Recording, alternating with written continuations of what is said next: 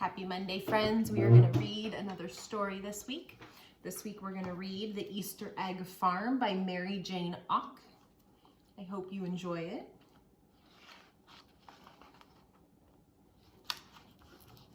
Pauline lived in Mrs. Pennyworth's hen house with 4 other hens.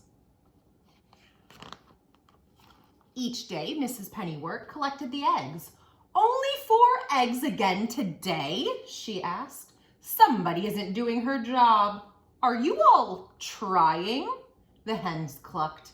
"Well, try harder. I want 5 eggs tomorrow. Concentrate." Pauline was embarrassed. She was the one not laying an egg. Every time she tried, the other hens squabbled. Pauline couldn't concentrate in all the confusion. "Pauline is lazy," one hen clucked. "I'm not lazy," Pauline said. "I'm just different." She turned her back on the others and concentrated very hard. Finally, a wonderful thing happened. Pauline stepped back to look at the egg in her nest. It wasn't like the other eggs, but Pauline thought it was beautiful. "Get a load of this," another hen cackled. "Pauline just laid the world's ugliest egg." "It's not ugly," Pauline said. "It's just different." But Pauline began to feel ashamed of her egg. She nudged it under the straw with her beak. The harder Pauline tried to lay a normal egg, the stranger her eggs got. She hid each one of them, but not before the other hens had seen them and made fun of her. When Pauline couldn't stand the teasing any longer, she made herself a nest outdoors. She stared at the sky, concentrated very hard. This time, her egg came out blue with clouds. But before Pauline could hide the egg, someone saw it. Mrs. Pennyworth. "Pauline, what a lovely egg," she said, holding it up in the sunshine. "This is too unusual to crack open for breakfast. I'll put it on my windowsill where everybody can see it and enjoy it."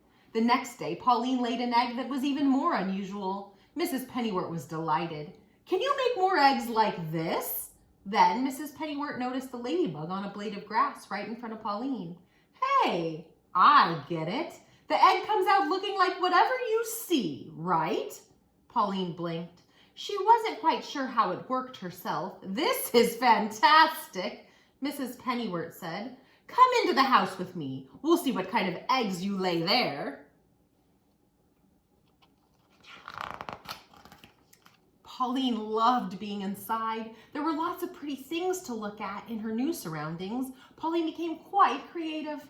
Soon, her unusual eggs lined the windowsill of Mrs. Pennyworth's house. One day, a lady appeared at the window. "Are these lovely Easter eggs for sale? I need one for every child in town. They're for the annual Easter egg hunt." "No problem. We can lay that many eggs, can't we, Pauline?" "We," thought Pauline. She'd never seen Mrs. Pennyworth lay an egg, so she knew it was up to her. Laying eggs for the Easter egg hunt would be an honor. She clucked happily. "Come back for your eggs the night before Easter," said Mrs. Pennyworth. Pauline was excited. She started laying 2 eggs a day, then 3, then 4. Mrs. Pennyworth began taking Pauline on field trips for inspiration. The first week, they went to the art museum.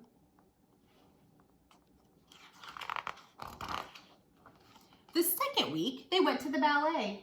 Pauline was so thrilled by the music and dancing. She laid more eggs than ever when they got home.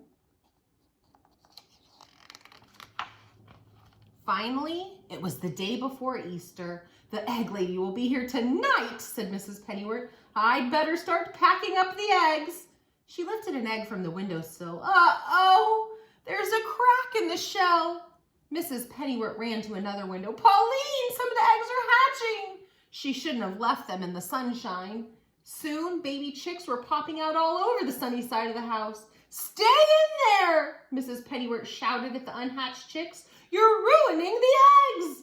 But the chicks didn't listen. They just kept hatching and hatching. Mrs. Pennyworth took the broken shells to the table and frantically tried to glue them together. It's no use. I was never any good at craft projects. Just then there was a knock at the door. Yoo-hoo, called the egg lady. I'm here for the Easter eggs. Do I have a deal for you? Cried Mrs. Pennyworth. How would you like Easter chicks instead of eggs? Terrific, the egg lady said as bright-colored chicks scurried around her. Easter chicks are even better than Easter eggs. Mrs. Pennyworth helped the egg lady gather the chicks, but as fast as they were popped into a basket, the chicks jumped out again. Mrs. Pennyworth heard a clucking noise and looked up. Pauline was fluffed up to twice her normal size. She spread her wings like an umbrella, protecting the chicks who raced towards her. Oh, Pauline, said Mrs. Pennyworth, of course we can't give away the chicks. They're your babies. But what about the Easter egg hunt? The egg lady asked. The eggs on the shady side of the house didn't hatch, Mrs. Pennyworth said. You can take those.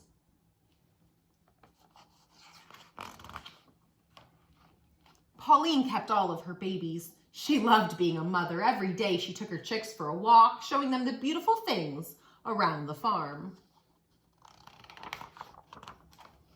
The chicks' grown-up feathers started to come in. These chicks sure are different, said Mrs. Pennyworth. Pauline clucked proudly. Soon, Pauline's daughters were laying their own eggs. They took turns in the nest box, laying eggs of every color and design. Children from miles around came to see the unusual eggs and chickens. Mrs. Pennyworth's farm became known as the Easter egg farm.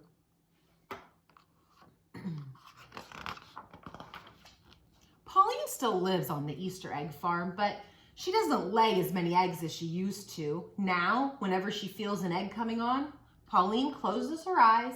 She doesn't concentrate on anything. Then she lays a perfectly ordinary plain white egg just to be different. The end. I hope you like that one, guys.